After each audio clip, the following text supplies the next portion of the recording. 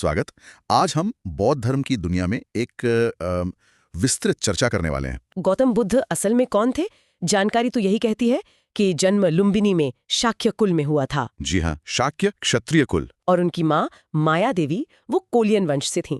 ये उस समय के राजनीतिक और सामाजिक माहौल को भी दिखाता है। सही कहा। उनका जन्म तो राजकुमार सिद्धार्थ गौतम के रूप में हुआ था। काफी ऐशो आराम में पले बढ़े। हाँ, नोट्स में उनके शुरुआती शिक्षकों का भी जिक्र है, अलारा कलाम और उद्दका रामपुत्र जी, जिनसे उन्होंने उस समय की जो ध्यान पद्धतियां थीं या दार्शनिक विचार थे वो सीखे।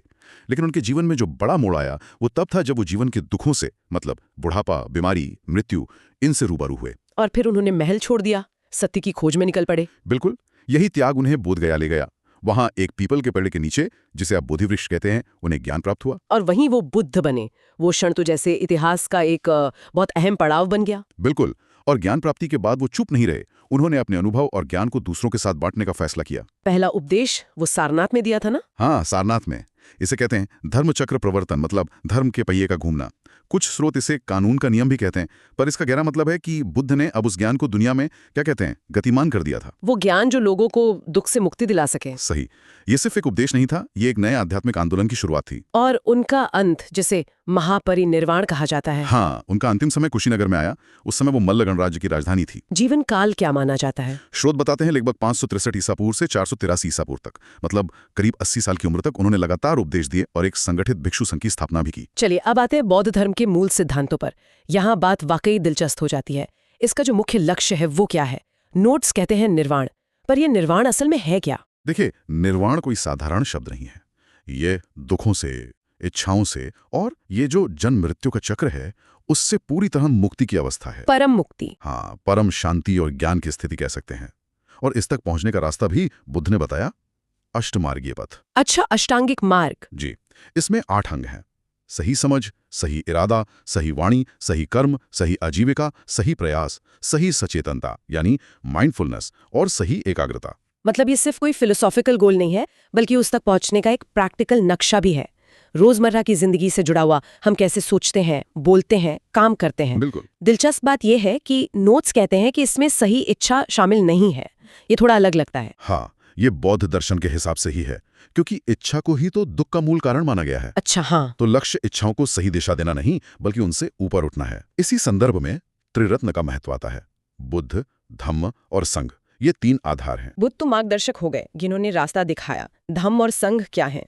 धम्म या धर्म उनकी शिक्षाएं हैं, वो सार्वभौमिक नियम या सत्य जिनका उन्होंने खुद अनुभव किया।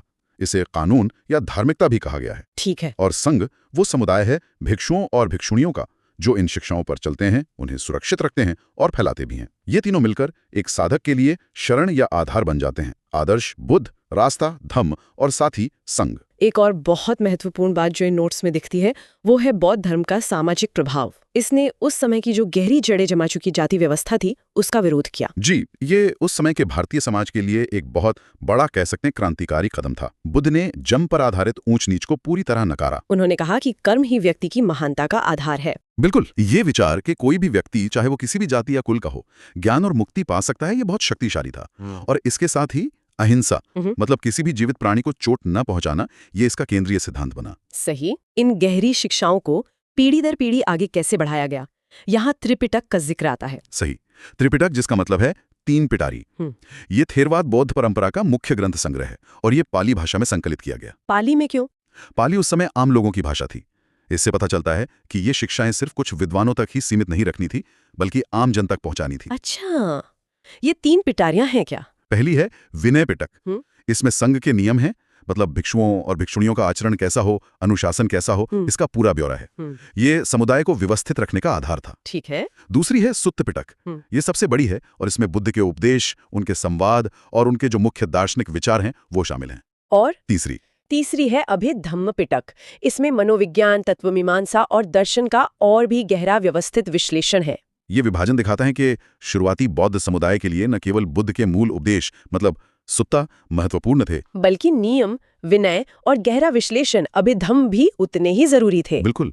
ये ज्ञान को सहेज कर रखने का एक बहुत ही सिस्टमैटिक तरीका था। ग्रंथों में जातक कथाओं का भी जिक्र है। ये तो काफी पॉपुलर लगती हैं। हाँ, जातक कथाएं बुद्ध के पिछले जन्मों की कहानियां हैं। इनमें वो बोधिसत्व के रूप में अलग अलग जन्म लेते हैं, कभी इंसान, कभी जानवर, और गुणों का अभ्यास करते दिखाए गए हैं। अच्छा, मतलब नैतिक शिक्षा देने का एक तरीका। हाँ, एक सरल और प्रभावी तरीका, और ये भी पाली में ही है।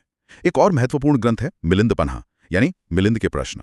ये क्या है? एक यूनानी राजा थे मिनांडर, जिन्हें पाली में मिलिंद कहा गया, और एक बौद्ध भिक्षु नागसेन। उनके बीच का एक बड़ा ही रोचक दार्शनिक संवाद है। इसमें बौद्ध धर्म के कई मुश्किल सवालों पर तर्क के साथ चर्चा की गई है। अच्छा, जैसे जैसे समय बीता और बौद्ध धर्म फैला, क्या इसमें अलग अलग धाराएं या संप्रदाय भी बने? हाँ बिल्कुल, विचारों की अलग अलग व्याख्याएं हुई, और जैसे जैसे धर्म अलग अलग जगहों पर फैला, नए मत विकसित हुए। एक बड़ा विभाजन हमें चौथी बौद्ध संगीति के समय ज्यादा साफ दिखाई देता है, हाँ, जब बौद्ध धर्म मुख्य रूप से हीनयान और महायान, इन दो शाखाओं में बढ़ गया। इन दोनों में मुख्य अंतर क्या था, मतलब व्यवहारिक स्तर पर? मूल अंतर लक्ष्य को लेकर था, और बुद्ध की प्रकृति को कैसे समझा जाए इसको लेकर था। हीनयान, जिसे इसके मानने वाले अक्सर थेरवाद यानी बड़ों का मार्ग कहते हैं, वो व्यक्तिगत मुक्ति पर, मतलब अरहत बनने पर जोर देता है, खुद के लिए निर्वाण पाना। हाँ, और वो बुद्ध को एक महान ऐतिहासिक शिक्षक मानते हैं।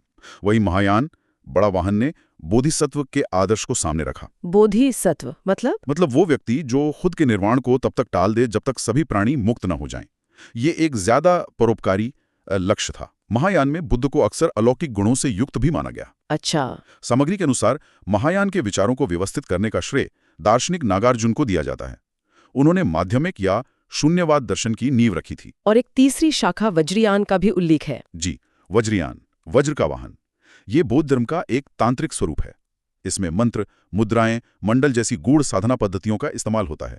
ये खासकर तिब्बत, भूटान, मंगोलिया और जापान में फैला। इससे भारत में किसने प्रस्तुत किया? नोट्स बताते हैं कि पुरंदरादेव ने इसे भारत में प्रस्तुत किया था। तो क्यों महत्वपूर्ण थी? ऐसा लगता है ये बौद्ध इतिहास के बहुत अहम मोड़ रहे होंगे। निश्चित रूप से ये संगीतियां बहुत ही महत्वपूर्ण थी।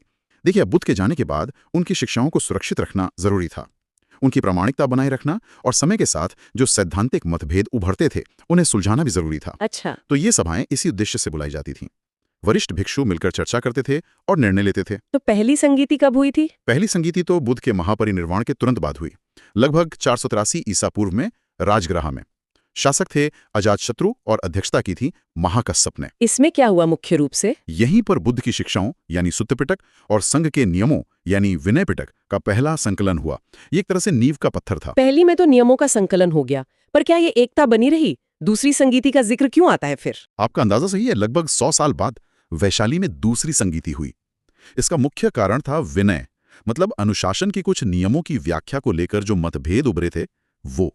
अच्छा, नियमों को लेकर? हाँ, इसकी अध्यक्षता ये इस नाम के भिक्षु ने की। इससे पता चलता है कि शुरुआती दौर में भी व्याख्याओं को लेकर बहस शुरू हो गई थी। और तीसरी संगीति, उसका क्या महत्व था? तीसरी संगीति सम्राट अशोक के समय में हुई, लगभग 250 ईसा पूर्व, पाटलिपुत्र में। मोगलीपुत्र तिस्य इसके अध्यक्ष थे।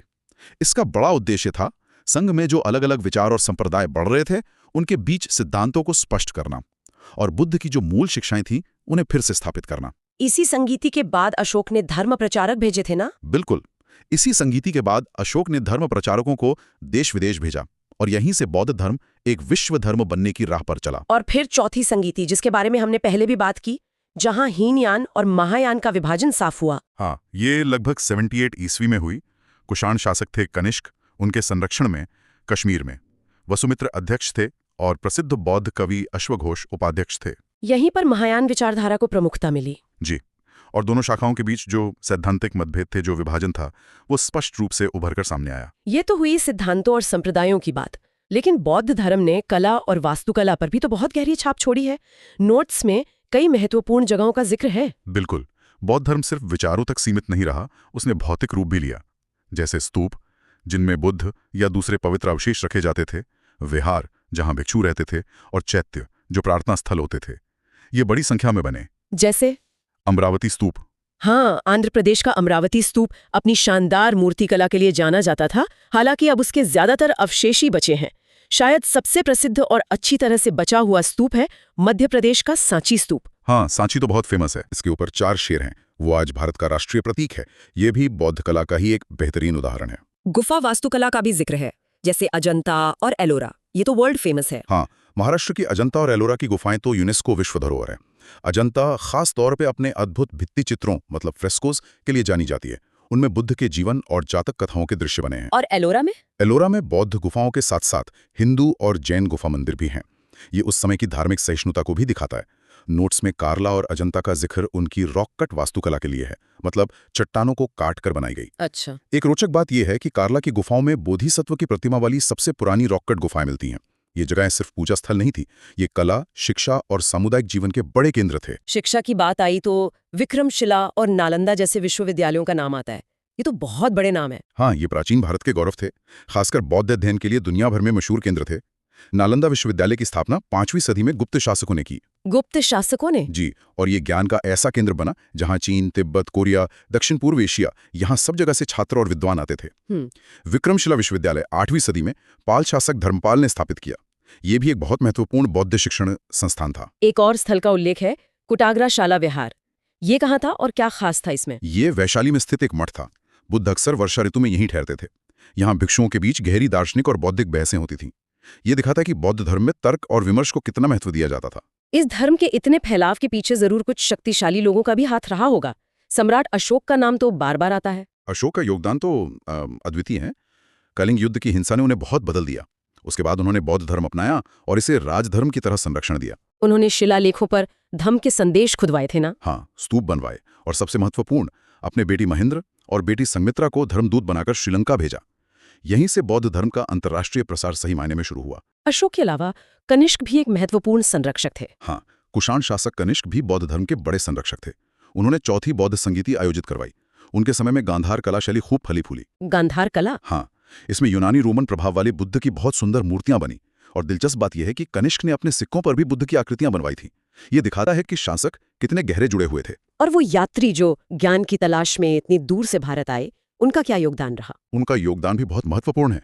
ज्ञान की खोज में कई चीनी यात्री भारत आए, जैसे 5वीं सदी में फाह्यान। वो मुख्य रूप से विनय पिटक की सही प्रतियां लेने आए थे। अच्छा। और 7वीं सदी में ह्वेन-त्सांग, जिन्हें श्वनजांग भी कहते हैं, वो एक महान विद्वान थे। उन्होंने नालंदा में पढ़ाई की, पूरे भारत में घूमे और बड़ी संख्या में संस्कृत ग्रंथों का चीनी में अनुवाद किया। उनके यात्रा विवरण उस समय के भारत के बारे में जानकारी का खजाना है। उन्होंने कश्मीर में भी प्रचार किया था? जी, जानकारी के अनुसार उन्होंने कश्मीर में भी बौद्ध धर्म का प्रचार किया। बंगाल के जो पाल शासक थे, उन्होंने भी नालंदा और विक्रमशिला जैसे मठों को संरक्षण देकर बौद्ध धर्म को लंबे समय तक जीवित रखा। दक्षिण भारत से भी एक उल्लेख है, मनी क्लेमलाई। ये क्या है? हाँ, मनी क्लेमलाई एक तमिल महाकाव्य है। इसे सत्तनार ने लिखा था।